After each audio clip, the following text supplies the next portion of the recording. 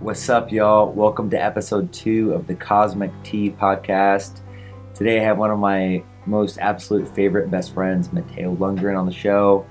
Known this guy for 9 years. He's going to talk about Cob, about therapy, about Cob therapy, and the conversation is really interesting. I learned a lot. I learned a lot about this guy that I've known for a while. So stay tuned for an amazing episode. And at the end, we're going to have Matteo share a poem that he wrote about water. So make sure and stick around to the end for that. Thanks for joining us, and over to the podcast. Going live in 3, 2, 1. Howdy, y'all. Welcome to the Cosmic Tea podcast, episode 2. I'm honored and privileged to have a good friend. It's me. My boy Matteo Lundgren here. It's true. Cob therapy, and just from my life, and a neighbor down the road. We are neighbors. And there's so much to talk about. We want it to be natural and organic, but definitely going to be directing the conversation into certain realms because this man is an expert in Cob and therapy and clay and people and really just living life and, life hacks, self-improvement, and just being a good person. Keeping things interesting. Thanks. So with that, yeah, I will ask you, Matteo. Please. What's brewing, dog? Oh, there's so many things brewing, right? The world is in this sort of shifting, it's like a moldable kind of reality that we all live in. And so I'm feeling right now sculpting with clay and using clay. I'm thinking about that in terms of my own life, in the life of my daughter. I have a 6.5-year-old daughter, Aurelia, who I'm just witnessing grow. In like every little action I take can help sculpt that growing. And I guess I relate that to my work, the art that I'm doing, the building that I'm doing with the earth, with clay soil. I'm excited about what's coming. I'm excited about what's coming, even though lots of people are talking about sort of like, ooh, there's a lot of things to be afraid of right now. I feel like the clay and the work that I do actually grounds me. I mean, it is actually ground, right? Clay soil is actually the ground. So it's sort of all a play on words, but it's real too to me. It's very real. Yeah. I think when you have something that you're passionate about, and I can attest that you are truly passionate about this stuff, that it does, in a sense, become like a little key that unlocks the meaning to life. Yeah. It's like your passion is like a little fractal of life in itself. And, like the idea of molding people, there's obviously there's like different laws at play. There's like a lot of like things like the moisture content. And, right. Right. When you're mixing the clay, it's like, well, how do you add the right amount of water and what's the application?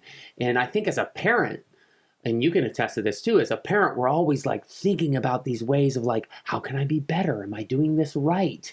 And I think the earth in construction, and we'll talk about this, maybe I should give some context to this, but before I give context, I just want to say when you're sculpting and building walls out of the earth, like there are wholly different ways to do that. And it's so minute, so subtle, like a little bit of water, a little bit of pressure, a little bit of massaging, a little bit of padding, a little bit of like force can create a wall that stands. And every wall is a little bit different. And so I think about this with my daughter. I think about this with every kid that I work with. Is like, well, what kind of pressure or attention am I putting on this? And it is a great metaphor, but it does create meaning. I love what you just said. It literally creates meaning for me. Like the meaning of my life is sort of pretty clear to me. It's like to create beauty. Yeah.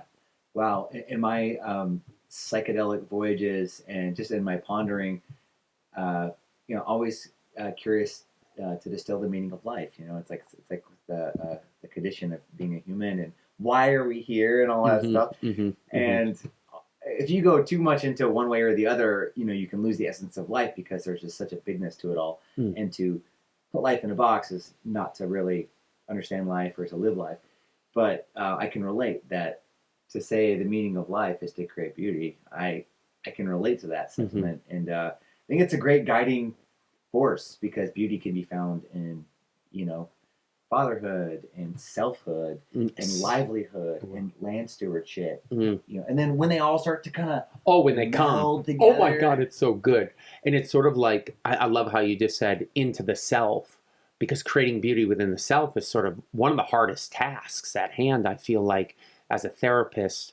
And let me actually, before we get into that, can we pause that and I'll just give a little context, a little background, just like who I am. Tell the viewers who you are and what you do. I want to tell you a little bit about who I am. So, I'll start with education. A lot of people like to start with education. So I have a master's degree in counseling psychology, and that is really what helped shape me in understanding the world and who I was as a growing adult.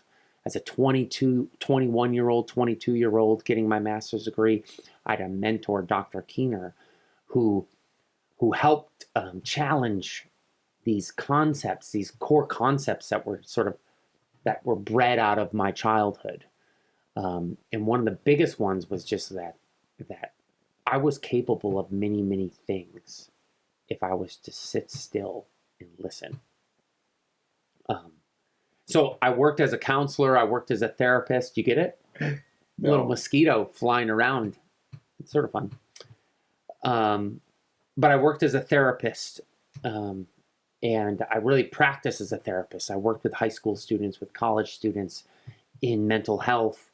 And in that field, I started to learn a lot of things about just how to communicate, like how to really go somewhere with someone. Yeah. Like I really wanted to go somewhere with someone. Right. I feel like, to go backwards, my mother always wanted to help people. My mother always wanted to give to people. And I watched that as a kid. I watched how she wanted to give. I even challenged her. I'm like, why are you giving this kid another present? Who is this person? It's your friend's kid? You don't know it's your friend's kid's kid? Mm-hmm. And I would challenge that as like a 12-year-old. It's like, I want that. I don't give it to them. Right. I'm your son. But she would give to us too. She was a giver. But the reason why she gave, when I was young, I didn't understand. But when I reflect, my mother gave because she wanted to, she understood that being a human was this great act of service. And she didn't feel alive unless she gave. Wow. Now, consumer culture sort of like blinded her. Yeah, you know, this is in a way really timely for me that you brought that up, is that, you know, we all deserve to be happy, I think, with the right amount of careful attention to your lifestyle, that we can all achieve happiness. And obviously it ebbs and flows and it waxes and wanes. But happiness is not really a goal. Mm. Happiness is a side effect. Mm. When you live a life that is aligned. Mm. This is kind of a thought experiment that I made. Sure. And a life aligned is a life of service. Mm. It really is the meaning of life. You know, and to create beauty is what's more beautiful than serving. Mm-hmm. You know, because it's the most satisfying thing you can do, and we've all been on the receiving end of that. So I just wanted to say it's been really a topic for me. You know, around the idea of living a life of service, and whatever that means to you, that's very unique to each person. So let's continue with the story about your mom. Yeah. No, I'm just shaking my head because I'm vibing into that because, you know, I think my mother had something that she didn't quite, you know, in a intellectual way understand she was doing. You know, there was no like, oh, I'm doing this because. It was just in her. It was innate. Right. It's coded into the human. There was no agenda. There was just kind of an urge. It was an urge that she didn't quite understand. And yes, corporations sort of like capitalizes on that urge by like telling her to buy something instead of create it. Right. But she was creating something within that purchase. And I give so much grace to that from my mother, even though I judged it for so many years as a young man. Mm-hmm. Like, don't buy stuff. It's like actually feeding this evil. And it's like, it's okay. Actually, my mother is actually feeding something that is superhuman. So I say that story because I want to connect it to the greater, to my story. And my story is, yes, I wanted to give too. I didn't realize how much my mother influenced me. And so I learned counseling techniques. I practiced as a therapist for 2 years with my mentor, and I'm practicing with some pretty heavy mental health issues, anxiety, eating disorders, depression, and I'm working through that in a way that my mentor taught me was a humanistic model. So we weren't into the medical model, which is sort of based and rooted in like pharmaceutical kind of like pathology, diagnosing. The humanistic model, according to my mentor and how I understand it, is that I need to understand the individual. So I need to understand your story, and your story is critical to me helping you. If I don't know your story, I cannot help you. Wow, that sounds so unsimilar to visiting a doctor or a therapist. It's kind of like, it just kind of keeps on pasteurizing and homogenizing and one size fits alling until there's no humanity left. So this approach is just, I wish that this was the norm. This is and I think there are people doing this. I just think the standardization becomes an ease. I think culture, in some level, at least in our culture, the Western culture, I'll just say Western culture, I don't know what that entirely means, but it's sort of like, oh, I know, let's make it really easy, like this really short version of something. Right. Here it is. Standardized. Here it is. And then obviously a corporate model, some sort of person that wants to make money goes, oh, I'll just plug in this pill. This pill will be the thing then. Right. And it's super easy. Just take the pill, 15-year-old. Take the pill. How are you feeling? Well, how do we determine how you're feeling? Right. 20 minutes? 30 minutes? Well, what kind of assessment? Well, how do we evaluate the assessment? This is how psychology works. I was so intrigued by it because, again, it goes back to the root of like, how do I help people? Right. How do I help this world? I can't not go here right now. Please. I just heard another podcast, and it was talking about this Krishnamurti quote, which is, to be well adjusted to an insane society is not a sign of mental health. So the idea is that if someone's struggling with mental health, like say one of your students or something like that, and they're like anxious or depressed or angry, maybe there's not a problem with them. Maybe there's a problem with the world. Maybe it's both. But it's like, why are we always trying to like fix people? And like, you should be more well-adjusted. No, maybe it's not about that. Maybe it's about acknowledging that we do live in a crazy world, and that these kids are recognizing it, having an anxiety attack or whatever, like I did, and then utilize that that angst and direct that into something beautiful where they can live a life of service and create the change they wish to see in the world, instead of just medicating it away. Yeah. And there's a lot of ways to medicate. Sure. Yeah, and I think for sure understanding the story, if I go back to that, it's like what I was taught was like, you understand the story so you understand what you may be able to offer this story to help the character, the protagonist, which is the person that sits before me. How do I help you on this journey that you are on? What journey are you on? What journey have you been on? How did you get here? Right. And that story is so important. So I'm learning all of this and I'm witnessing it. And what happens as a young therapist, I was probably 25, 26 at the time. As a young therapist, people kept coming to my office weekly. We'd have hour-long sessions, and there was like a conversation like this, like a podcast, like we're all sort of used to. It's like, oh, wow, that was really great. But then they would leave, and then they would have to come back. And they would come back. And they would keep coming back. And I started to be like, I go into my mentor, I'd be like, I keep coming back, what do I do? He's like, try something new. Listen more. So I would take them on walks. I would think outside the box. Well, what do you want? What do I want them to do this week? I want you to have a piece of chocolate at 3 p.m. right after you take a cold shower. And then I want you to note down how it makes you feel right afterwards. And we would try all these really sort of made up prescriptions, but they weren't made up because it fit into the story that I started to understand from each person. So it was really interesting for me, and I got lost in being interested in it. And I started to realize, like, my God, if these people have to keep coming to me their whole life, am I doing it? Am I helping? Yeah. I started to question the helping. Right. Like, for the first couple of years, you don't really question the helping. You just Right. want to help, and then you learn something new and you try to help. I mean, Right. we do this in all the things in Like, life. if you become one of your clients, I would say, if you become like their processing buddy, Mhm. well, that's cool. They have someone to process with, but are they developing the tools to, take care of themselves, or Mhm. did you just like kind of put a finger over a leak on their boat, and then there's more leaks everywhere? Are they learning to repair themselves, or are they just kind of learning to cope Right. with you as a factor Right. in their lives? And surely we need to get beyond coping Yeah. if we're going to thrive. And dude, you just struck this thing with me with Cob Therapy. That's my business, Cob Therapy. You can go to my website, www.cobtherapy.com.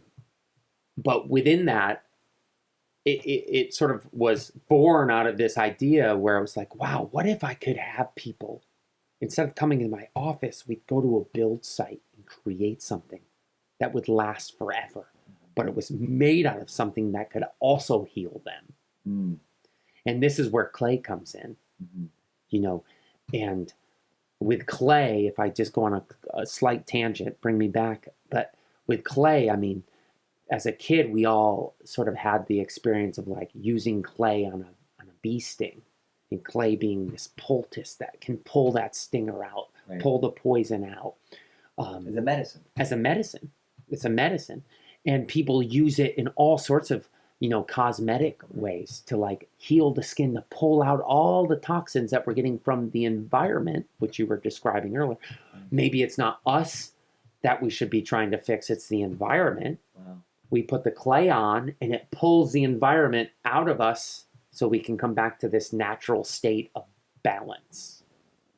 And for me, just reading about that, my mind was sort of a little blown. And then I realized, which I had never heard of as a 26-year-old person, like people build houses out of mud. Mm.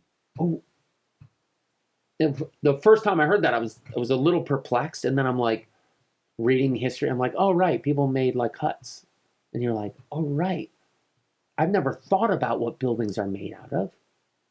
But our entire human history was made out of natural materials. And in most places around the earth, it was using clay soil. So as a therapist... What's a brick? Yeah, what's a brick? Yeah. It's earth. It's earth. Now, it's fired earth. A brick is something that has been fired, so it's dead earth, quote unquote.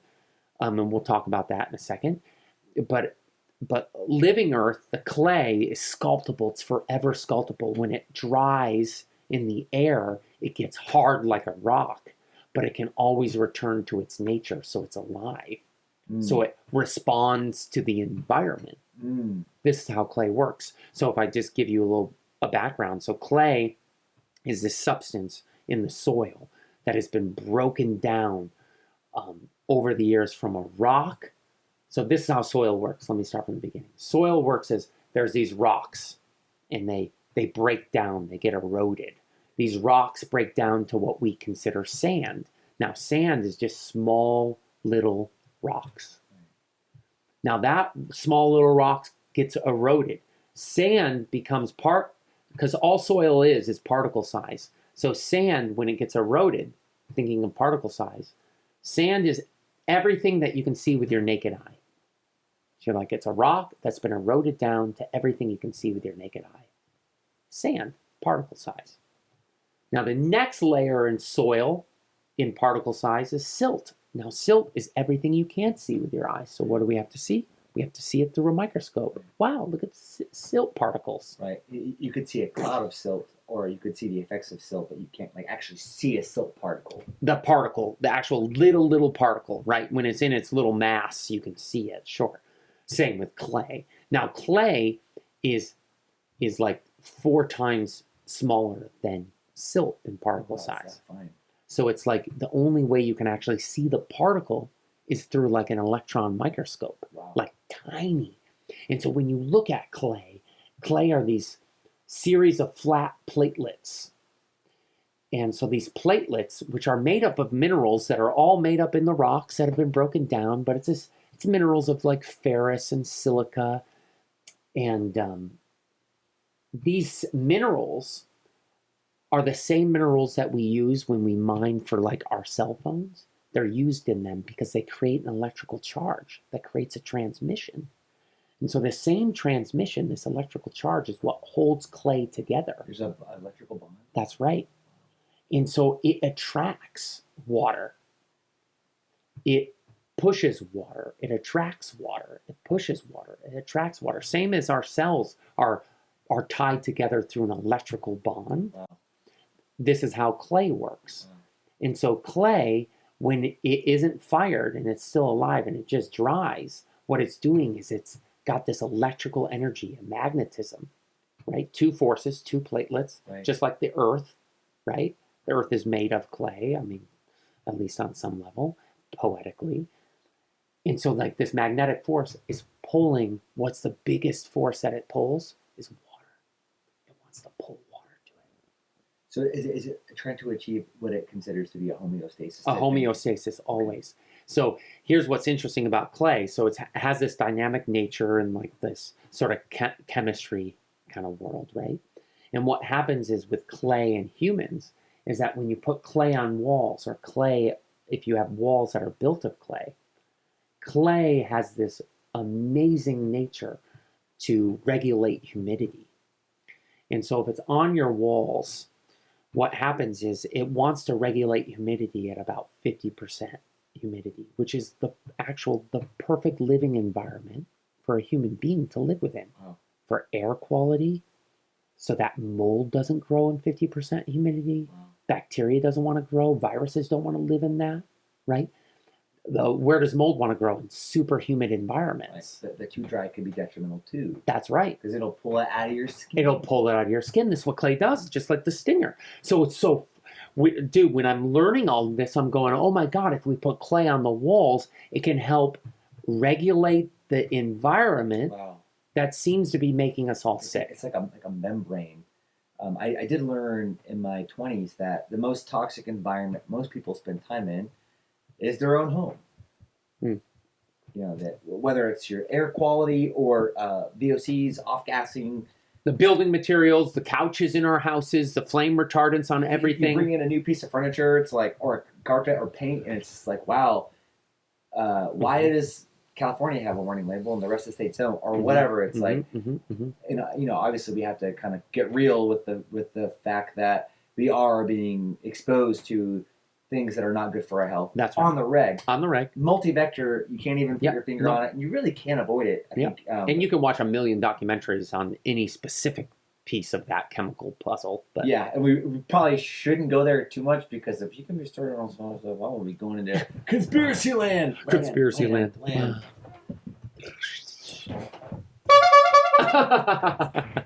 Yeah, not going there. No. But it's all a part of our reality and our environment, which goes back to what you were saying earlier, which is like, are you sick, or is the environment contributing to this feeling that we're having, to this sensation we're having in our body, to these aches that we're having? And for me personally, I started to witness that in its manifest when people would come to my office, and I started to be like, well, how do I help this? Is it through talk therapy? Oh, that's not enough. Is it through a walk? Man, that's good, but it's not enough. And then I was introduced to Cob building. And that's when I went to my apprenticeship in Southern Oregon 11 years ago. And I was like, I got to put this into action. I can't just know that clay is a healing force. I want to be part of the solution. Because what's driving me is to help. What do I want to do in this world? Right. I mean, I want to be this. I want to be that. I've worked with a lot of high school students. I've worked with a lot of college students over the past 18 years of my adult life. And when I ask them about why they want a particular job, why do you want to be a lawyer? They say, I want to help people. Why do you want to be a nurse? Because I want to help people. Why do you want to be a doctor? Why do you want to be anything? It all sort of roots down to this feeling of like, I want to help, but I also want to make some money. I mean, I want to be able to live. Well, to support yourself is to help yourself, means you can help more people. It's all part of the same livelihood. And so for me, in that, it's like, whoa, what if everyone could get this this clay in their homes where they spend the most time, and how can that help? How could that not only help themselves, how could that help them be of service? And it started to like, my mind started to go wild. I'm like, oh my God, we just have to get clay in the house. There's a lot of things that we have to quote unquote solve. But if people can quote unquote return to the earth, like every little quote, every book that I'd ever read that mentioned earth, it just started coming into my consciousness. I'm like, oh my God, I need to learn how to do this. I want to do this for myself. I want to have a skill where I can build something that does not require the Home Depot or some factory store that nobody cares where any of the products come from. I want to build with my hands. So yeah, knowing you as a person, that there's a real thing around locality and around sourcing and even this kind of primitive wildness. Yeah. So I mean, it seems like clay was really like, really checking a lot of boxes for you. Checking a lot of boxes. A lot of boxes. Yeah. And I think when I just tell this story, and this is sort of a new story on some level, where it's like, wow, I'm thinking about how clay was sort of influencing me without me knowing. It was like all there. I'm playing with it. I didn't know why I was even building with it. I wanted to be able to build a house that was not made of toxic materials. But I realized how important that was in the therapeutic context. Because if someone lived in a house of clay, maybe they wouldn't have to come back to my office. Maybe they wouldn't have to go to therapy. Maybe they wouldn't need the pill. Maybe the house of clay is the pill. Wow. It's a lifestyle choice. And I know that your Cob therapy program, it's a really kinesthetic, tactile, and participatory collaborative experience. And I guess I didn't realize that for you, the therapeutic qualities of clay were kind of started more as an environmental kind of like being with around the clay and like letting it be in your environment. And then, so could you talk a little bit more about maybe how those two sides kind of relate and correlate, like the actual material in the environment, but also the act of working with it and collaborating with it? Yeah.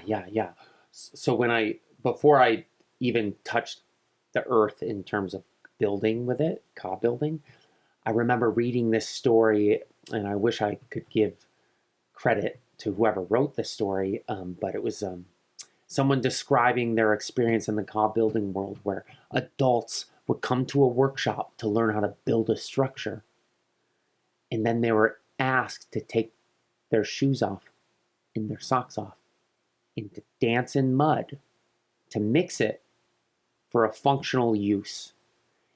And pretty quickly, and I've learned this over 10 years of teaching workshops, Cob building workshops, clay plastering workshops, is that when people take their shoes off and their socks and they mix mud for a purpose, like we're building these walls and we actually have to mix it, and your feet will do a really good job doing that, there's something that gets let go of. I've witnessed it over and over again. I see people just, their shoulders let down. They let go of their notebook. They don't need to take any more notes from me. They're not trying to figure out how to do this. It's very liberating, very grounding. It's a very liberating, and I am the whole way, the way I approach my building style is like, I need more. Give me another mix. And I really get people in this, I get them out of their head because I'm really instructing them and I'm telling them, do this. But when they're doing it, what's happening is like a real release. And I'm very aware of it. Okay. And so the therapist is always there, kind of, and the builder's there too, but the therapist is really there keeping an eye on things. Yeah, it's true. A lot of things are happening at once, and I want material, obviously, for the walls that I want these people to experience building.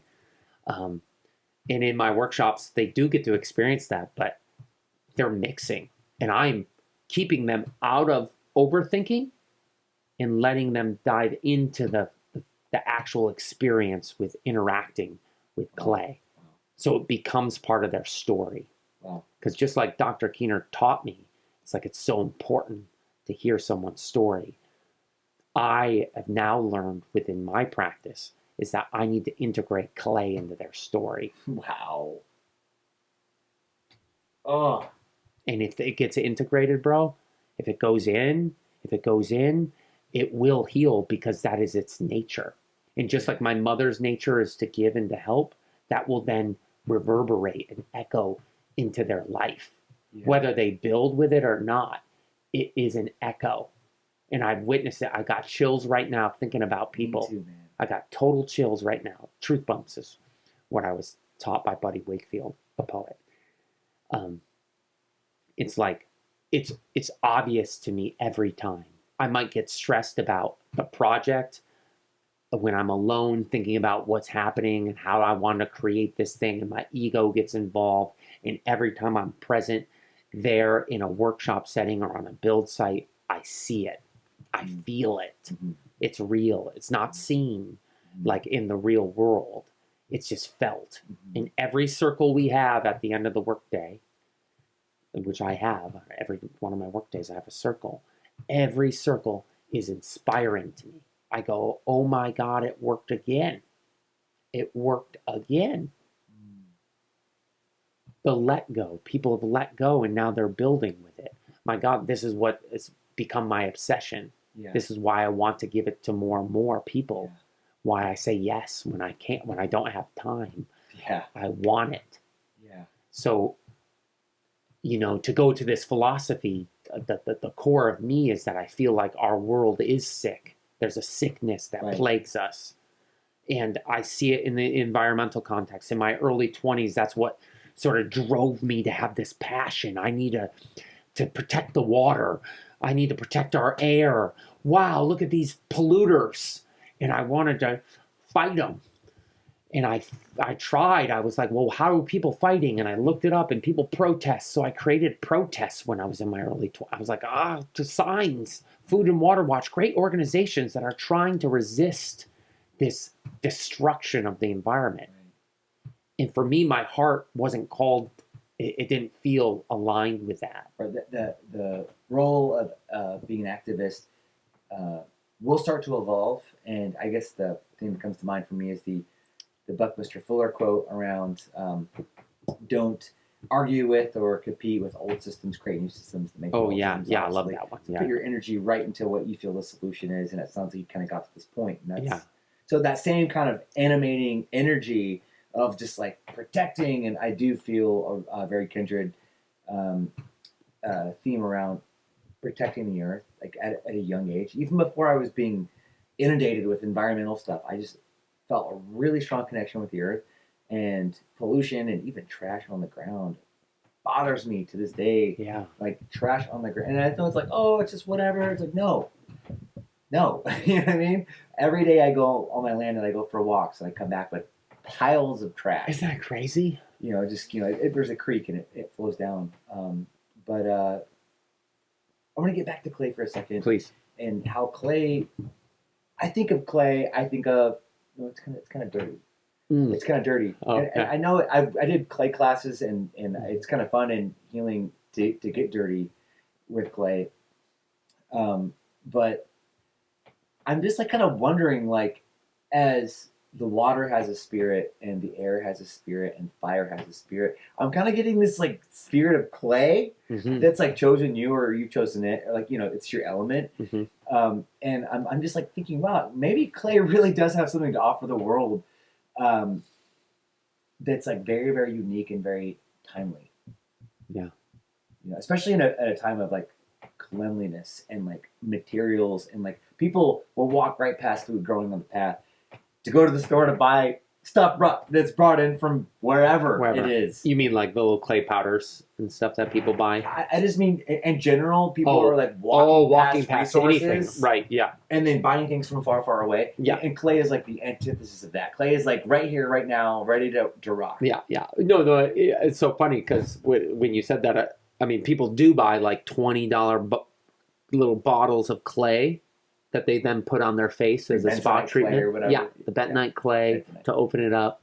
And this bentonite clay is very expansive. So they're like, oh, it's a it's a beauty product, and they're spending all this money, and they could like quite literally just dig below the topsoil in their backyard and do the same thing, have the same effect, and it would actually probably heal them more because it's from the place they live. Right. So there's all that information within the story of the clay that you walk upon every day versus this clay that you buy from India, from Missouri, from these places that clay is sourced. But we're pretty weird, aren't we? We're very weird. Well, no, this is just the corporate culture we live in. So I feel like this is a sickness, and it also is like a value system in it. It's like, well, how do you earn a living? Well, gosh, that's a great idea. Why don't you sell people that? And there's something that's I'm feeling every time someone comes to a cob workshop, they feel a little bit weird. I'm paying to come work. Right. But what happens is when you come to a workshop or you come to a setting like that and you're not getting paid, there's a new relationship that's built with teacher and student. But what I do is I separate myself as a teacher. And I want them to then have an experience where the teacher becomes the thing that they're actually building with. Wow. Yeah. So that's my aim every time I work with people. Is like, I want this clay soil. I want this building material to be the teacher. And so I'm helping to facilitate that conversation through their feet or through their hands or through my words. I'm going to help you get on that track. If it's only for this weekend, it will be healing enough. Right. If this inspires you in some way in the future, or if you use this in the future, which some have, I'm honored and privileged that I got to witness to the beginning of that story. You know, like, whoa. So clay, yes, most people think of it as this dirty thing. Farmers think of it as like, I don't want it. You just want topsoil, and topsoil is very important to grow food. But what I am continually thinking about is, well, what's underneath the food? You know, what, you know, like even like now it's making me think about like people that fast. They're like, oh yeah, if you don't eat, man, it's like so good for you, man. And people are all into it, you know, it's like intermittent fasting, and why don't we do like a 4-day fast? And you're like, oh, right. Because this is feeding the surface of us. But the clay is the subsoil. It's like the subconscious. I mean, it's literally called the subsoil. And then there's the subconscious. And how can we feed the subconscious? We can't eat our way into it. We can build our way into it. And that's really like the Jungian kind of vision that I have. The dream, like, well, how do I get into this unseen world? It's like, I don't need to know. I'm just going to keep using clay as the platform. Yeah. I'm relating to an extent because I've had the privilege of being on site with you a few times, and I've also worked with clay in pottery class. So I have probably more experience with it than most. But I'm drawing parallels to my passion, which is music. Yeah, please. And I'm thinking about music as kind of a porthole into higher consciousness, into connectivity. Like you said a few minutes ago, that you're often like, wow, I'm surprised. This is working. You're kind of being surprised constantly, reminded constantly of the power of this medium and this media. And I was at a show a couple nights ago at the Deep Dive here in Ithaca where Nako played. Yeah, oh man. It's great. And everyone was like singing along. Like people came. Everyone knew the words. So like, good. Like the band could literally stop, and then the song would just keep going. Yeah. You don't have that experience too often, but it felt like church. Yep. I felt like we were in church. It's all positive mantras and stuff. It reminds you of church. It reminds me of church. Yeah. And of your experience with church. The good part, you know? Yeah. And I'm just like, I was kind of having that moment of like, wow, I forgot music could do this. Right. That it could get 200, 300 people on the same page, singing the same song. We're all agreeing. We're not focusing on what we're not agreeing about, although we could I'm sure if we picked apart our beliefs, we could have no problem arguing. But we're not. We're agreeing together in harmony. In harmony. You know, and that's the power of this media. And you know, music has its own qualities as far as creating that kind of universal thing. But I'm now imagining clay as having its own unique set of properties that can unlock a person, unlock a group. There's when building comes into the conversation, there's a collaborative component of it. So yeah, I'm just kind of like imagining the clay medicine, Yeah. and all the different layers to it, and how like in a way you can almost find like the meaning of life in clay. Yeah. As you can in music and carpentry and cooking, and a lot of things that are really true art forms, or especially stuff that's kind of like a service shared kind of experience. Yeah. Yeah. I feel like that's what I call that is human. So when I say human, I remember being 27-ish. I'm living in downtown LA. I haven't done my Cob journey yet. And I realized, living in the concrete jungle, I realized that I didn't know how to be a human.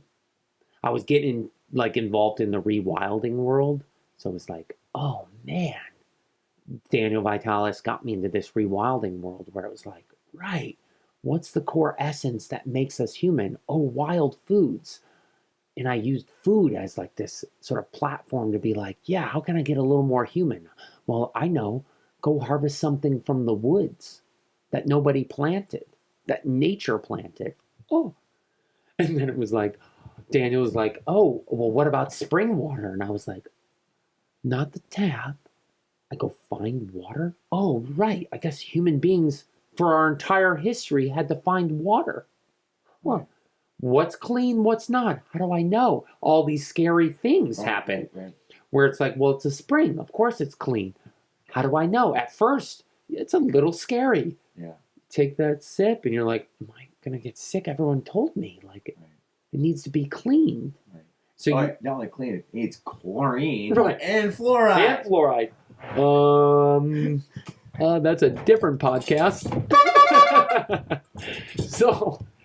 So you're like, whoa, these wild things. So then I'm getting into that, and then I was sitting there after I realized I needed to leave LA, and I was gonna, and I realized I'm reading the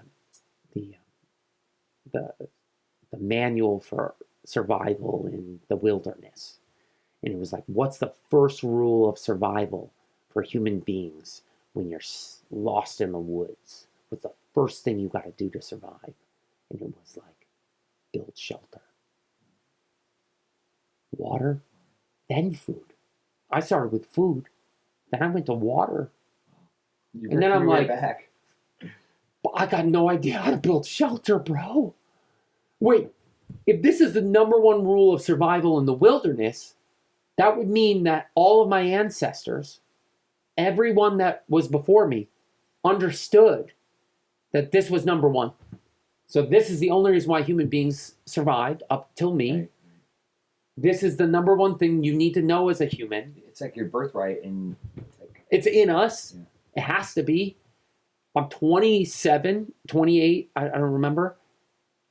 And I don't know how to build my own shelter. And I felt in that moment this like devastation and grief that the one thing that makes us all human, shelter, the thing that keeps us alive, the number one thing that keeps us alive, I can't build for myself. Like you're an alien. I'm an alien. To your own nature.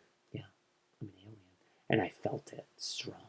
I just want to say kind of where like the mind goes. It's like, why would you build a shelter when you have a perfectly good apartment? It's kind of like, why would you walk when you could drive?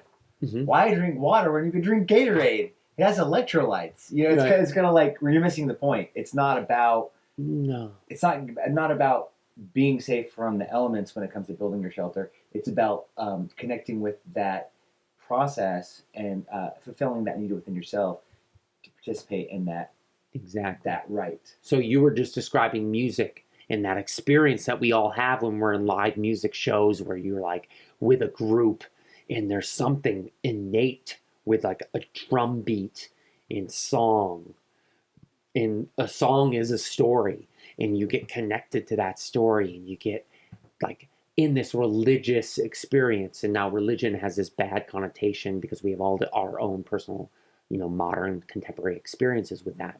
But the spiritual essence of humanity is like that, of that feeling of like full connection, of presence. No past, no future. Full presence, like a tree, like an animal. They're fully present. No, that's like, is there danger or not? I'm enjoying the sun right now. I'm just right here with the sun. Not, do I need to eat soon? Right. Their plans don't extend much beyond the present moment. The presence. So there's something, the presence. So then with the built world, I realized very quickly, because of my environmental consciousness that my culture gave to me of like, wow, pollution and all this, was like, oh, right. It's not just any shelter. To be a human, it's not just build the 2x4 structure full of, you know, formaldehyde drywall and this pink foam stuff that's fiberglass that's helping make your home energy efficient. All these materials that have chemicals in it, super toxic overload. It's like dumpsters everywhere. No. It was like, oh, right, that's not the shelter that's speaking to my soul. Right. Or speaking to what I would consider the human in us all. It is building with natural materials. It's building with the earth or with wood, with raw wood, with wood that you cut down like a tree. It's a relationship with that. You know, the word home, you know, it's like it's your house, but also it's your home. There's kind of a meta quality. Like the church is the congregation, but it's also the church. You know, it's kind of like so, you know, thinking about like Lord of the Rings when it first came out, and it was like the Hobbit homes in New Zealand with grass on the right. I was like, I want to live in that. Everyone said, I want to live in that. Yeah, because it feels right. Like round doors, round windows. It feels right. You know, and we're all in our little cubicle boxy things, and like, you know, I can get woo-woo for a second. I believe that geometry has energy, and you're living inside of a cube or a rectangle. It's almost like shaped like a coffin or something like that. It's just kind of programming that into you. And imagine what we could do if we lived in different geometries. That's right. And you set me up. You didn't even know you were setting me up, but you did. So the design philosophy that I was taught by my mentor, Conrad, my building mentor, was to mimic nature in your design, in your buildings. And you spoke right to it. So there are different things that, you know, like how has nature grown itself? So we can witness that, we can pay attention to it. Architects, designers, builders pay attention to that, and then they put that into their designs and their buildings. So in nature, there has never been anything that has been built structurally that is square. Why? Because it's the most inefficient shape. There's no strength to the square. So what has strength? Triangles have strength, circles have strength. So what I mean by strength is if you create a square and you put any pressure on that square, where does it buckle? It buckles right in the middle. You put any pressure on the side, it buckles out to the side. Why do we build squares then? Well, we build squares because we don't consider our resources. Because to make a square strong, you just fill it in with a bunch of more trees. 2x4s, 2x6s. You fill it in, then you put triangles in that. You have to put triangles in it or it's not strong. But if you don't care about your resources, if you have no relationship to your resources, if it doesn't matter, if it's just money, it takes you no time to get the resources, just like, well, then you just fill in squares. It becomes very, very efficient for a developer to build a bunch of squares on repeat and make a lot of money. It's the grid. It's like from above, the city is a grid, a square. In old world areas, you know, in Europe, they're not. There's lots of round. And rectangular even. But when they're building what you see with the old buildings, they're using rounds. Nobody had time to mill the wood. I was about to say, it's like we take a round tree. And make it less strong. And then we cut it into, rectangles. Because it's harder to work with rounds, right? You can't just like do it. And what I mean by harder is it takes more time. So this is what I've learned with building.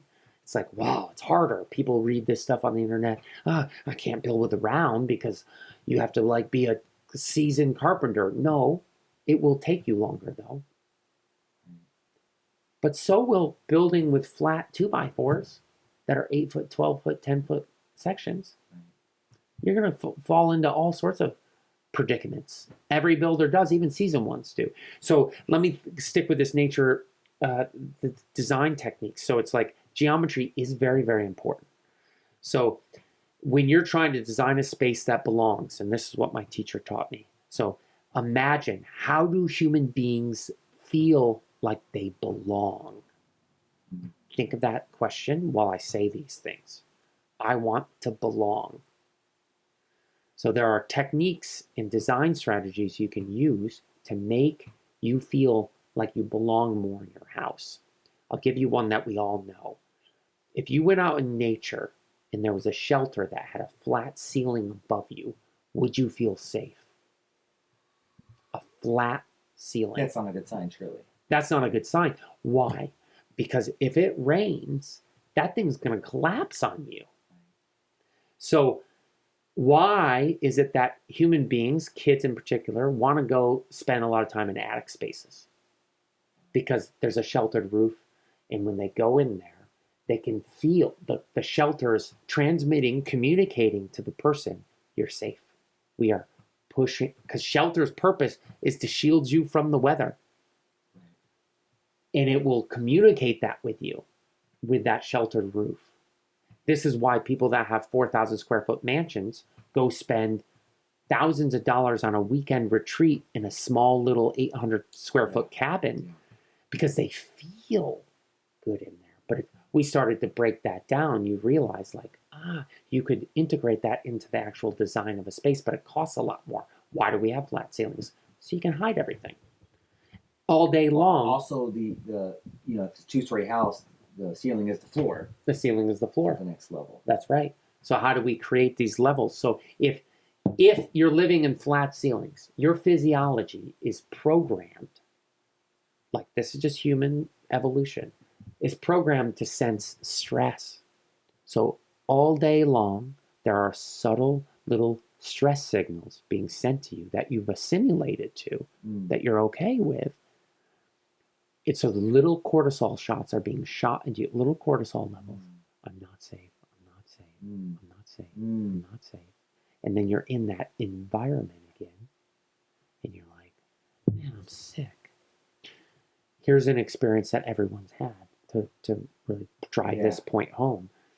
When you live in a house that's electrified, we all notice when the power goes out. And immediately when the power goes out, there's a stillness. There's a quietness. And you're all like, oh. And then right when the power turns back on, you hear your refrigerator. And you're like, shit, that refrigerator's loud. Right. And that noise is being transmitted to you all day long. Right. And your body is so smart that it goes, that is not an unsafe transmission. I know you don't like it, but that's normal. Our adaptive nature that's right, and we're so good. Our constant level. Exactly. Stress, no stress, it's information. It's a lot of information that's coming at us. And I think that we do,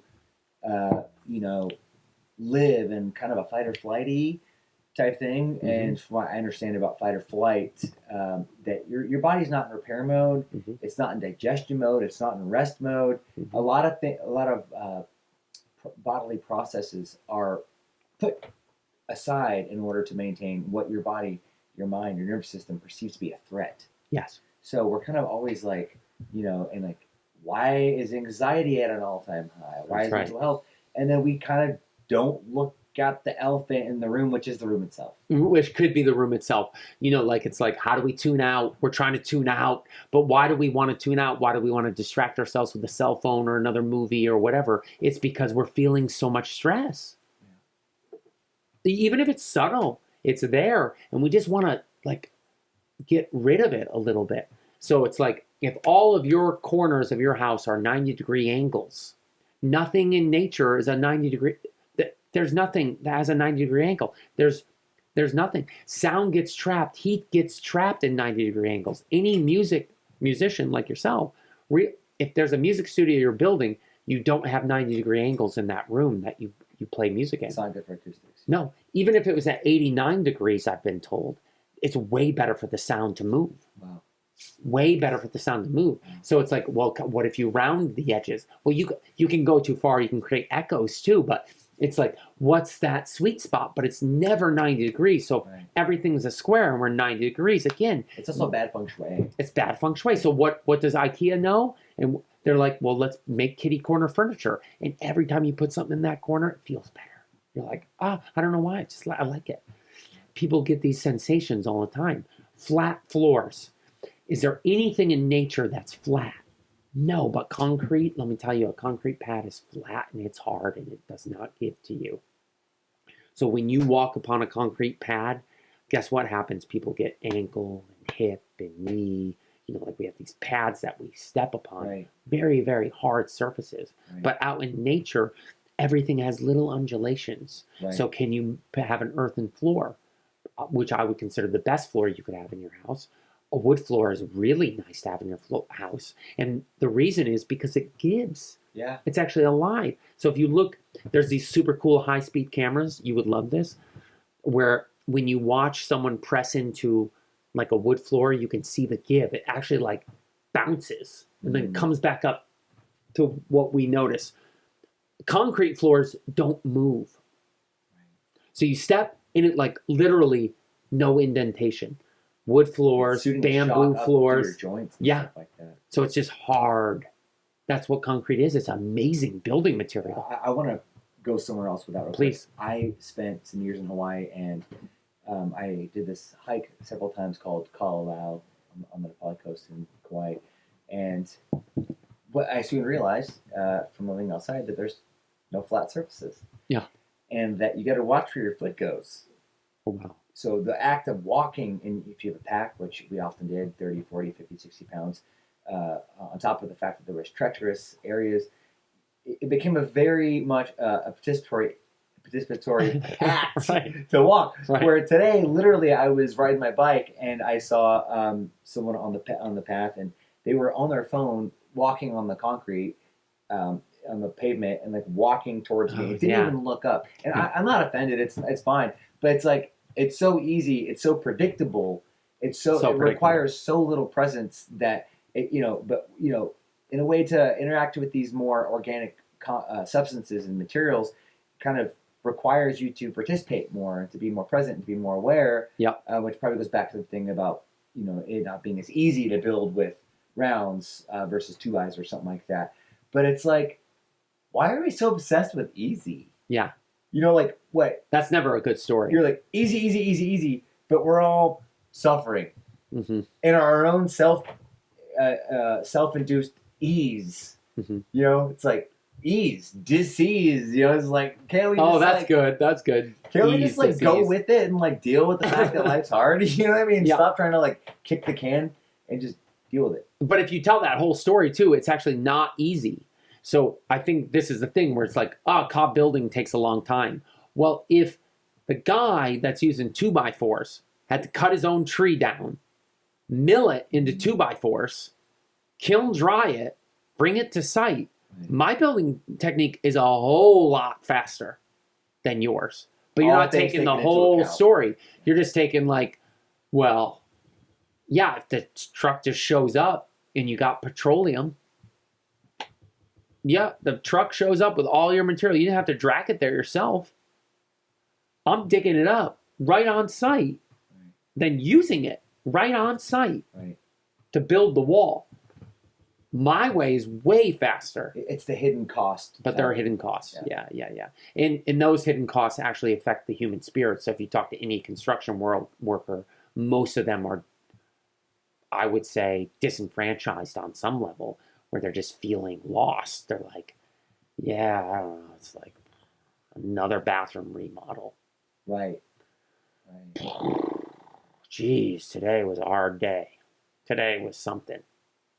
It's like, yeah, when you're using toxic materials and you're building something that's useful and needed, it's like, man, they all want it. This is my own personal thought, right? It's like they all want to use the natural materials. They've been trained. They've been trained to use something else. And so we want to participate and we want to help. And when our culture tells us this is how we're helping, well, we're going to keep doing it. We get good at this thing, but at the core, it's actually hurting us. It's so contradictory that it's creating such a confusion that most people have to drink, smoke, separate themselves from reality by something else. Another breakup, another fight. Let's argue about left and right, Democrat and Republican, right or wrong. Let's just do it. Are you pointing to the idea that because if people have kind of a sense of unrest within themselves, that they need to find a way to manifest that and to kind of act that out? I think so, yeah. I mean, it's a theory. I'm just philosophizing about it. But I think so. I think this is what's plaguing us when I talk about a sick world, which is making people sick. Is like there are all these things that we're trying so hard. And I mean, dude, it doesn't matter your political affiliation. Every person I actually have a personal conversation with is trying really hard, even if they're messing up. They're messing. Yeah, it's good to kind of come back to that awareness of compassion, and it's like the idea that everyone is just lazy and stupid. It's right? Like that's like they haven't figured it out. Yeah, you got to read this book or listen to this podcast, and then you're gonna get it, and then everything will be better. No, we're trying. I'm trying. Dude, I'm trying. This is what has worked for me. Guess what? In 2 years, if something happens where I learn, I'm ready to evolve. This is what my path is. It's like if I have to say yes or no, I'm going to go. I'm going. I'm all in. And the clay is the essence of the earth that we walk upon. It is literally the ground. It is what serves all of these crazy structures that are being built. It's serving all of this. Right? And it's evolved with us. So there's some intelligence to the clay. Clay, I think, helped us evolve. Clay was waiting for the human being to play with it. It invited us into art. It was clay, our chimpanzee ancestors, our bonobos, that were like, first time touching and sculpting that raw clay, and then it dried. It was like, oh, it stayed the same. It's where art began. It is the essence of art. Sculpting, and then and some of the early paints were clay slip, right? So that's right. Clay was the original. Also, I was kind of, and I'm not aware of the actual answer, but in my mind, I was thinking that our relationship with food, with fire, with cooking, metal obviously didn't come along till way after clay, and you can't really cook in wood, so it's possible that clay was a huge part of our dietary shift. Allowing us to cook. Yeah. When we use fire, for sure, we use clay. Yeah. I think it's just fascinating to see how connected we are to this substance. We call it clay, but clay it's super complex. There's no one clay. Clay is not a singular thing. Clay is like an infinite thing because all clay is different. There are so many different types of clay. It's a conglomeration of mineral that comes from the earth. It's wild, right? If particle size, right, determines the classification of clay, but clay in its variety is infinite. So it's as unique as you. It's like the clay out in your backyard is different than the clay in my backyard. It may act similar, as humans act similar, but it is totally different, at least chemically, like minerally. You're like, whoa. So of course there's something that comes with building and putting clay from your backyard into your house. There's information there for you.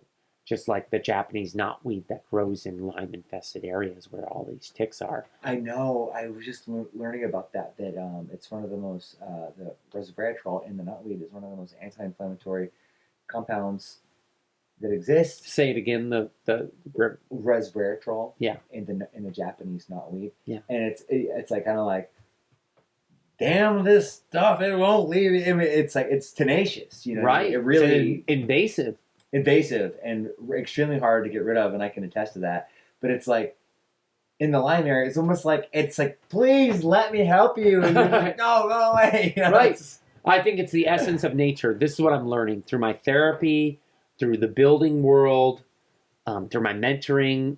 It's like the essence of nature. I think it's coded into us. It's coded into nature is to help serve a bigger function, like for us to grow healthier and more beautiful.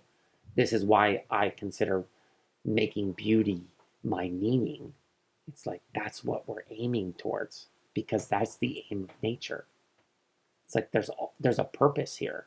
There's a real purpose, and clay can help us, guide us, heal us, and direct us towards where we're, I think,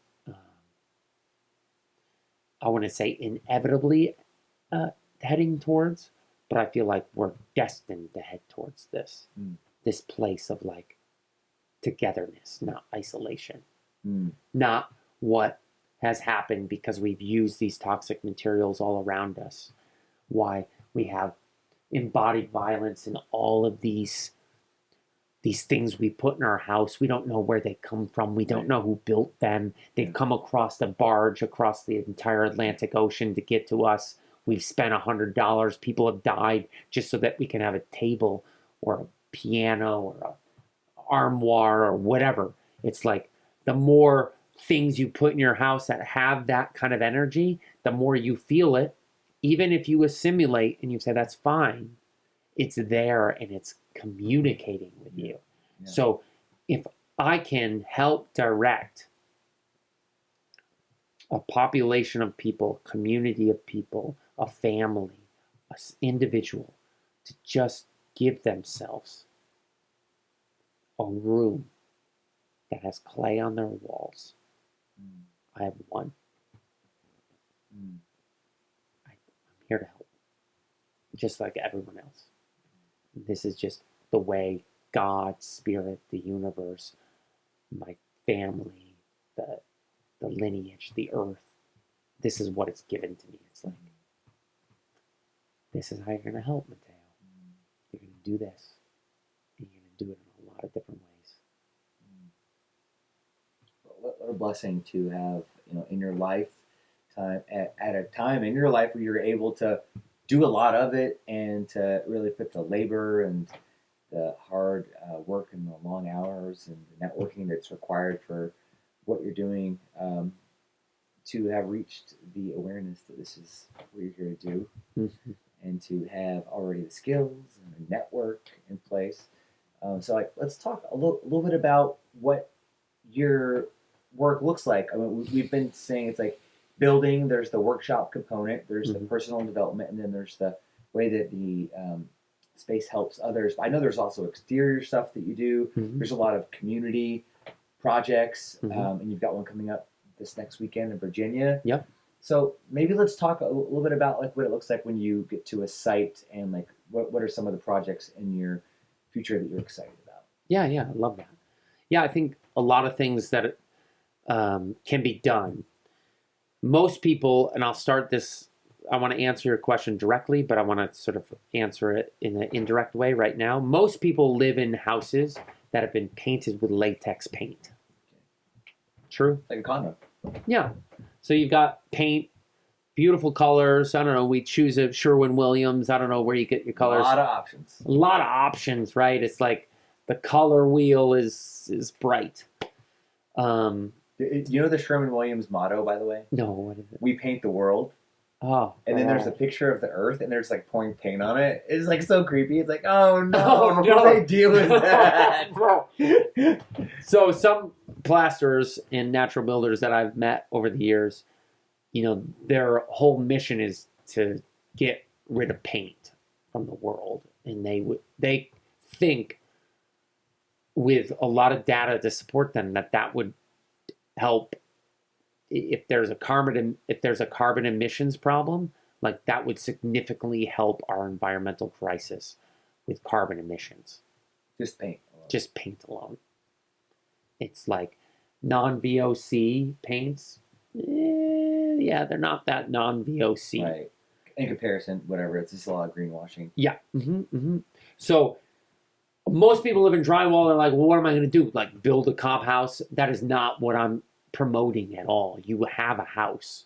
On drywall, you can put a veneer plaster. So we're talking about a 1/16 of an inch to an 1/8 of an inch of plaster on your wall. That's made of clay, sand. Clay and sand is the major ingredients. And you just plaster that on with your hands, with your trowel. A professional would use a trowel, but you can do it with your hands. And now you've made your house encased with this living material that is helping to cleanse the air, regulate humidity. It's hypoallergenic. It's binding odors. It is alive. EMF. EMF, it definitely reduces EMF. Now, if you live in a wall that is thick, so a cob wall, you're reducing EMF so much that your cell phone doesn't work very well. Wow. And that's based in, if you're still listening to the podcast from the beginning, that's based in what we were talking about with clay in that electrical charge between the platelets of each clay particle. So that electrical charge creates a field around your home that then blocks other transmissions from getting in. The United States military, this guy, I forget his name, he told this story to me. The United States military made this gun that they could, this weapon that they could see through walls of their enemies. And so they could see straight through concrete walls, brick walls, and they tested it. Then they asked earthen builders to build earth walls because out in Afghanistan, these places that they have quote unquote enemies, they have different kind of wall systems. So when they used earthen walls that were made of cob, of clay, sand, and straw, that's what cob means. That weapon didn't work. They couldn't see through the walls. That electrical field is real, just like human beings have electrical fields around them that we can feel and sense. So does the clay. So your wall system can have that clay veneer on it that creates a field in your house that you don't have to turn on and off. It is working for you because clay has evolved with us. Oh, holy crap, it's what every green building material wants to be. But they're trying to technologize it. That's trying to be technology, and the technology already exists. They're just trying to mimic what already exists. And that's too hard to trowel clay onto someone's wall. I'm thinking about like, they had shown with wood cutting board. The wood has this ability to kind of like pull in microbes and to kind of have this like antiseptic quality to it, all by itself. How these natural materials have these little built-in functions that are so helpful for our health and our safety and our evolution. So many things that are kind of coming from nature are there to support us. But because it's more convenient to use plastic or whatever, that we keep on moving away from it, thinking we're doing ourselves a favor. Right. And then we find out years later, oh no, we should never have used asbestos. But you see what you're saying before. It's not your fault on some level. The system or the environment is giving you this option. It's like, here's the option. It's telling you it's okay. Even though internally our human knows it's not okay to be using plastic bags again. Right. But it's there. What am I supposed to do? Right. And you're just trying to survive. You're trying to help. Everyone's trying because this is our human. This is coded into the human. We are trying so freaking hard. When the environment is set up to destroy us, we get destroyed. So a great book, James Clear's book, Atomic Habits. In it, he goes, you want to start a new habit or break a bad one? Your environment, the easiest thing to do to break a habit. If you have a plate of cookies on your table when you walk in, are you more likely to eat a cookie or maybe 4? Yes, if that's what's on your table. Right. If you put apples on your table because you want to eat more apples, right, and you put it in a nice bowl, right, you're going to walk in and you're going to be like, yeah, I do want an apple right now. Now, if you don't have cookies in your house, that's even better because you're not going to eat the cookie because it's not there. So make it easy on yourself. How do you design the environment? And stuff like that. It's a two-way street. Like you create your environment creates you. That's right. So if you want to create a new you, then create a new environment. I love that. I love that. And it's so true. And so for me, I think so many people, and this is the big thing that people learn in the workshops about themselves, is that they've been ostracized from the building environment. You're not expert enough. Call someone else. They know. You don't know. You need an expert for everything, including your own health. That's right. So with the building world, we have been disassociated. It's not your issue. Go to work, pay someone else. Make money so you can pay someone else. But this is not our code. The human code, number one rule of survival, if you remember, if you were paying attention, is build shelter. It's all in us. It's in every one of us. Doesn't matter if you're a woman or a man. It's in us all. Doesn't matter what you are. Right. The only reason why we survive is because of shelter. We have to have it. Right. So what happens in workshops, this is what I learned from people through Cob therapy. Women have not been invited in the building world. Most of them. Mm-hmm. And this is what women tell me when they take my workshop. Is that when they start using the earth to build, guess what? They are invited. It's pretty feminine, isn't it? Yeah, in other cultures in South America, certain cultures are like, this is women's work, the plastering work, not men. The men. I know people that teach workshops in South America. I forget what country it was that they were teaching in, but he tells this great story, and he was like, the men were really uncomfortable learning how to do this because they thought it was women's work. So you see how culture feeds us these ideas, these roles, right? And we all know this. We're all hip to this. The information's all there. But in the building world with men, what's interesting is that men have learned how to lie. This is what I've learned. They've learned how to lie and pretend in the built world. They don't know how to do things, but they've learned how to pretend they know how. If you've been on a job site, you're a builder, I'm a builder. We have a lot of builder friends. Most of our friends are builders.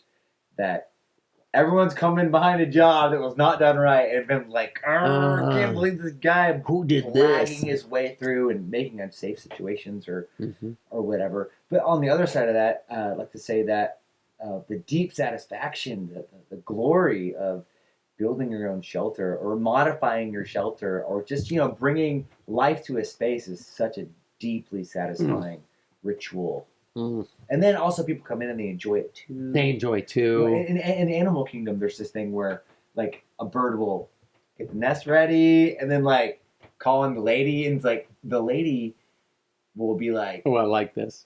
Ooh, I like what you did here. Yeah. Like that's part of the ritual, the mating call. Yeah. It's not just a sound or a dance. There's right. There's the physicality of it. The physicality.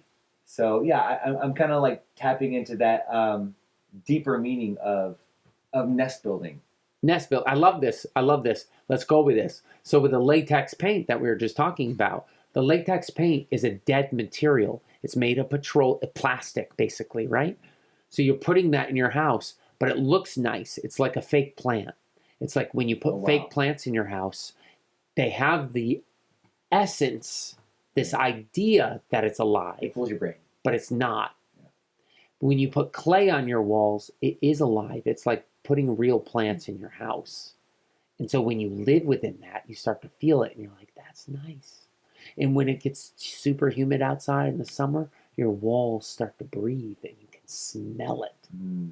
Just like a flower, just like a plant. Yeah. And isn't that magical that your house is alive now? It's not dead.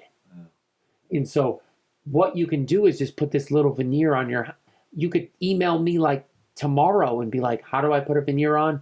I'll tell you in like 1 minute. Now it might not look as good as I would do it or some professional plasterer, but who cares? If you don't care, if you want to hire someone, you can. I'm busy. You could try to hire me, but I mean, there are people that will do it for you. But it's like, how do you learn? That's what I want to do. I work with clients where it's like, you have a house and you hire me to work alongside you so I can teach you while I plaster your walls with you so that you can feel it. So it's not just a product now, it's part of the process. And that was one of my biggest teachings from my mentors, like product over process. We live in a culture that's trying to make us feel like the product's the most important. But we all know in our human genetic, it's the process. It's a journey, not a destination. Always. We always know it. And also, like, you know, just it goes back to the thing about the building your own house. It's like the deeper sense of belonging that you create. And if you want to belong anywhere, it's in your own home. Yeah. If there's any place to belong, it's your home, right? This is why people that live in cities, in those apartments, they don't feel like they belong, which is why they always have to go out. It's a normal piece. It's like, it's not like, oh, I'm so terrible, I'm going out again, look, I'm spending money. It's like, no, you got to get out of there. Right. I get it. You're innately responding to your own... to the environment. So how could you make that environment where it is more of a nest? In the last few years, and I do like to believe that it's not just because I'm getting older and obviously, you know, the COVID thing made it more hip to be home. And I did discover that I actually am more of an introvert than I realized I was. All that aside, is that I have become a master at creating my environment, or at least, you know, an intermediate. So I enjoy my own creation, and I enjoy my cooking. I enjoy my music. I enjoy my friends. It's like, why would I want to go out? Like, and I do on occasion, but a fraction that I used to. And whenever I would go to a friend's house, even years ago, I'd go into their apartment or their home, and it was like bare walls and just like IKEA and just like you know, dirty and ugly, and it's like I walk in, I'm like, gay, like I should probably find some new friends. You know what I mean? It's like it's not to be like this person's a bad person, but it's like they have not figured out the importance of this relationship with your environment, and I don't feel good here. And like I'm at the airport, all the things, and it's like the sounds and the lights, and it's like they're so insensitive, and so it's just like anxiety city, man. You know, so much of the world is like that. Like, and I'm going to go on a little bit more of a tangent. Is like in the old days, colors would be super unique. Like Caesar had a purple robe. To get purple back in those days, the days of Rome, you had to like crush the special sea snail shell and dry it in the sun. That's why purple is very hard to find, and why Caesar wore a purple robe. The color red would maybe be a rose or blood, you know what I mean, or maybe a lighter red from iron. That like we didn't have access to the richness of today, but our richness that we're getting today is so synthetic. It's not organic. So we have this kind of like facade, like we think we're getting a sourdough baguette, but we're really getting a Twinkie. Right. You think you're getting a flower, but you're getting a fake flower, or you think you're getting a video, but it's AI or whatever. It's like it's not the real thing. Right. And it's like just because it maybe looks like a flower and even smells like a flower or whatever, we need to understand that there is so much more than meets the eye. You know, call it energy, call it the unknown, but we need to leave room in our worldview and in our understanding of wellness to allow these kind of materials, these kind of relationships, and these kind of awarenesses to exist and to feed us, and just say we don't know it all. We don't. Life expectancy has been declining. We should be living longer. We're not. We're getting sicker. We have a collective mental health crisis, and we need to be able to create humility, or tap into humility and go, what can we do? What are we missing? Yeah, and I think it's the mastering of the environment. Like you just said, it's like James Clear says, like a self-help person. It's like, how do you master your environment? Well, we have to be creators. We're responsible for our environment. And so for me, what I've been so focused on, at least professionally, is like, well, the physical environment, we can put clay plaster on the walls. We can build outdoor spaces made out of earth. Pizza ovens is a thing that I build. You know, I like to build a lot of pizza ovens, outdoor kitchens. We can create these spaces that invite us into this feeling of healing, of that there is no weird contradiction that's happening here. The space is actually right. It belongs. Mm. That's what my mentor would say. He would never say it's right or wrong. It belongs or doesn't belong. I like that. So it's about belonging. So clay always will belong with us because it evolved with us. We are clay. We are clay. Just like the fake plant is fine, but it's like the real plant belongs with us. It's not, hey, you have fake plants, you're bad. It's like, no, put a real plant in, well, I'll kill it. You know, like we have all these excuses. I don't have time to water it, or You should rethink your life a little bit. and whatever that might be. You might not. You might be working 14 hours a day. I don't know. The story is, though, the real plant will belong in a different way, and it will feel differently, and it will exude that energy. Electric, you can, if you're someone that needs to like actually measure the energy, it's all there. It's like a live person or a dead person. There's different energy there.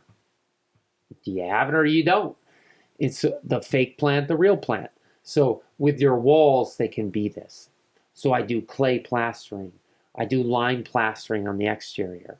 I do, pizza oven buildings. I build walls out of cob. I do cordwood walls. I want to invite people to actually build these ways. Light clay straw walls. There's so many things. We can't get into it through words here, but people are looking these things up and they're realizing like, oh, I could do this. The one biggest thing that I always get from people is like, oh man, you can do this for free. You can if you do it yourself. Not if you call me and ask me to do it, or you ask another professional. Right. Because you have to hire us. Now, there's a lot of information. I love to guide people through that information as much as I can. But to build a structure takes some skill. This is why I always coach people to like do things like a pizza oven. To build a pizza oven. There's very little side effect with building a pizza oven if we use a medication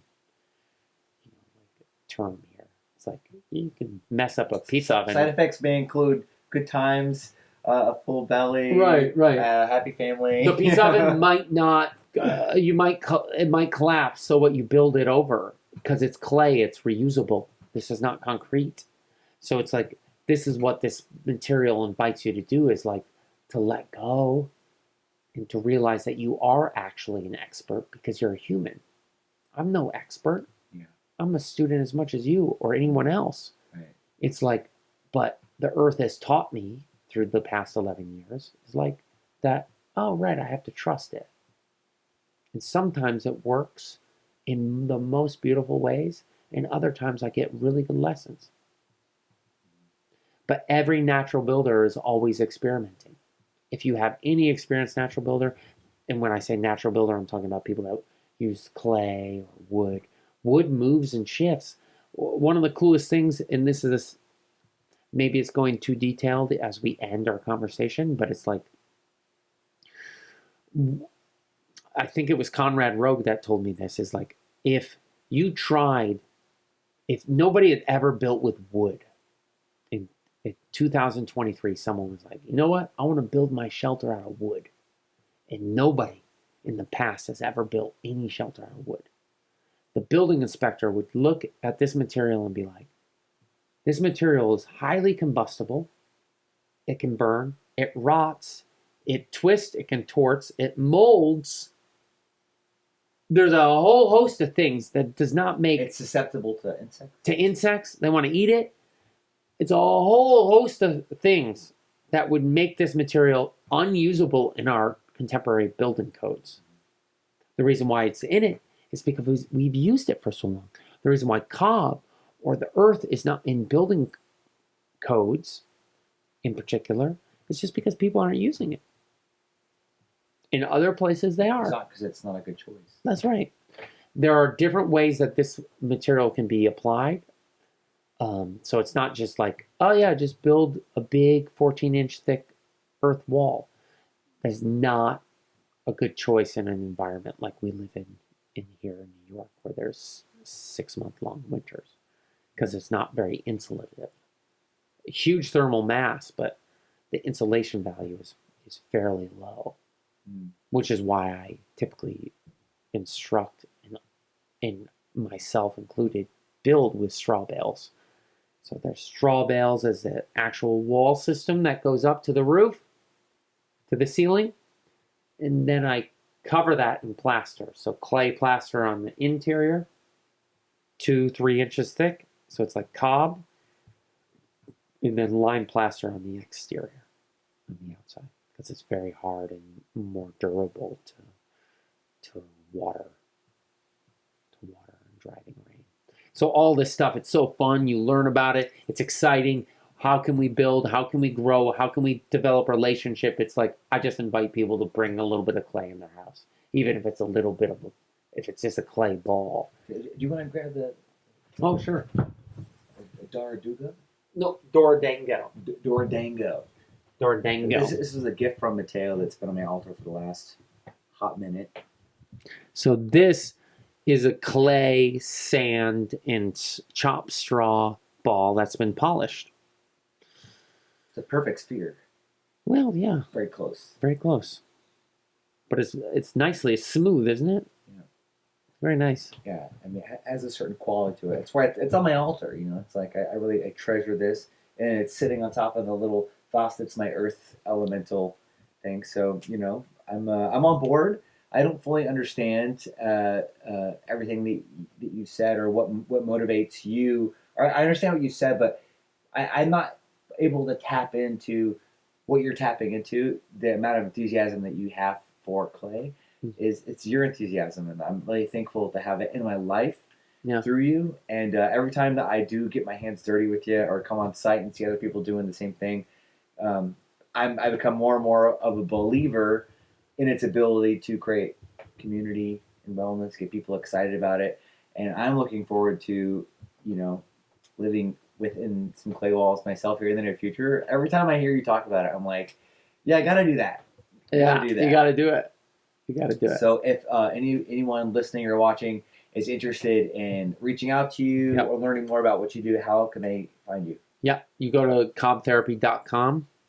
You can email me for sure at MatteoLundgren@gmail.com. But you can find all that on my website, cobtherapy.com. Also, another exciting new thing is that here in the Finger Lakes region of New York, we started the Finger Lakes School of Natural Building. Yes. And we have our first workshop and class in August. That's almost full, but there are still a couple spots available on that. Which I'm very excited for. I'm also a little bummed because it's the same time as Lionsgate. Lionsgate. Which Matteo's been a big part of since the beginning. But maybe we'll build a pizza oven for Lionsgate. I hope so. And we can showcase this way of building and being and healing through the pizza. Absolutely. Absolutely. So it's been more than a pleasure. I feel like we really got to go. I learned a lot, even though I've been around you a lot and heard a lot of this before. I learned a lot, and I can really feel, once again, how passionate you are about this topic. So, you know, thanks for cultivating that in your life and for being so willing to share and coming back to the thing about our innate desire to help. Yeah. So feel that, man. Feel that radiates from you, and people to know you know that. Yeah. So, yeah, man. Looking forward to seeing where our relationship takes us now. We've been through several chapters together. Yep. And we're all here to help. And I think, you know, I just want to give that gratitude back to my mother. Without her knowing and without me knowing it's like truly, I think that's our aim. It's our aim always. It's like whatever profession we're getting into, even if we start to realize it's not the right thing, the true like force that brought us to where we are is like, I really want to make this better. And I love that. Making things better than the way we found them. Just love that. Just love that. I hope. All right. Thanks, All right. Matteo. Oh, yeah, buddy. This has been our second episode of Cozmic Number 2 podcast. Come on, baby. And so I thank you guys for tuning in. We'll have all the deets in the description. And I just want to say Good to the last drop. Good to the last drop.